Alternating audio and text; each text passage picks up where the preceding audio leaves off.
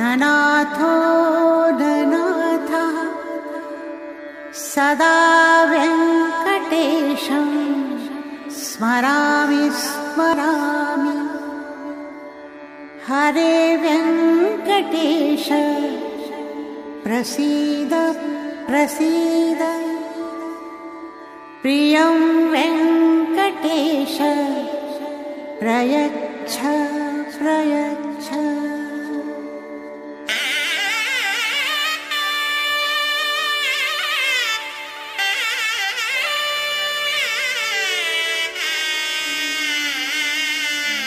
ஸ்ரீமதே ராமானுஜாய நமக. சுப்ரபாத்தம். துயில் எழுப்புதல். எந்தை ராமானுஜமுனி கைங்கரிய சபா திருமுற்றத்து அடியார் குழாங்களுக்கு கைங்கரிய சபா சார்பாக அநேக மங்களாசாசனங்களை தெரிவித்துக் கொள்கிறோம். ஸ்ரீ பட்டர் அருளிச் செய்த கோஷ்டீ ஸ்தவக.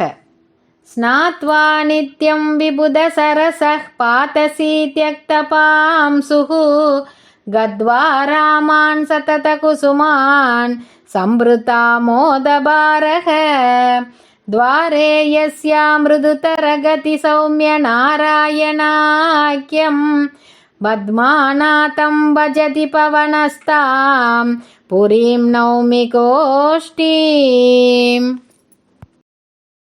பிரதிவாதி பயங்கர மன்னன் அருளிய ஸ்ரீ யதிராஜ மங்களம். சாங்கராதி குத்ருஷ்டீனாம் பாஹ்யானம் நிதனாய ச ஸ்ரீபாஷ்யமகரோத் தஸ்மை யதிராஜாய மங்களம். வேதத்திற்கு பொருந்தாத பொருள் கூறும் சங்கரர் முதலானாரும் வேதத்தை ஒப்புக்கொள்ளாத பௌத்தர் முதலானாரும் தோல்வியடையும்படி ஸ்ரீபாஷ்யத்தை அருளிய யதிராஜருக்கு மங்களம் ஆக்குக. ஸ்ரீமதே ராமானுஜாய நமக. ஆழ்வார் எம்பெருமானார் ஜீயர் திருவடிகளே சரணம். एवं भूतमत्कैङ्कर्यप्राप्त्युपायतया अवक्लिप्तसमस्तवस्तुविहीनोऽपि अनन्ततद्विरोधि पापाक्रान्तोऽपि अनन्तमदपचारयुक्तोऽपि अनन्तमदीयापचारयुक्तोऽपि अनन्त असह्यापचारयुक्तोऽपि एतत्कार्यकारणभूतानादिविपरीताहङ्कारविमूढात्मस्वभावोऽपि एतदुभयकार्यकारणभूतानादिविपरीतवासनासम्बद्धोऽपि एतदनुगुणप्रकृतिविशेषसम्बद्धोऽपि एतन्मूलाध्यात्मिकाधिभौतिकाधिदैविक सुखदुःख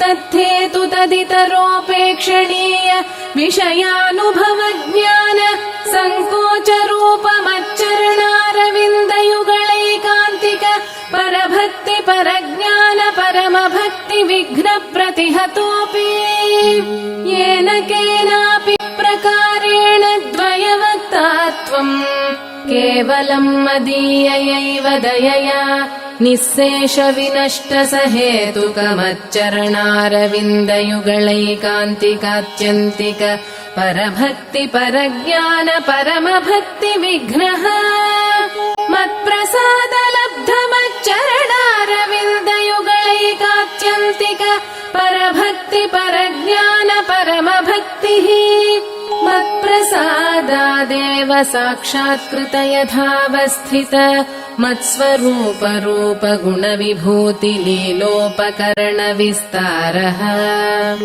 अपरोक्ष सिद्धमन्ययाम्यत मद्दास्यैक स्वभावात्मस्वरूपः मदेकानुभवः मद्दास्यैक प्रियः परिपूर्णानवरत नित्य विशदतमानन्य प्रयोजनानवधिकातिशय प्रियमदनुभवस्त्वम् तथाविध मदनुभवजनितानवधिकातिशयप्रीतिकारिता शेषावस्थोचिता शेषशेषतैकरतिरूप नित्यकिङ्करो भव एवम् भूतोऽसि आध्यात्मिकाधिभौतिकाधिदैविक दुःखविघ्नगन्धरहितस्त्वम् द्वयमर्थानुसन्धानेन सह सदैवम् वक्ता यावच्छरीरपातम् अत्रैव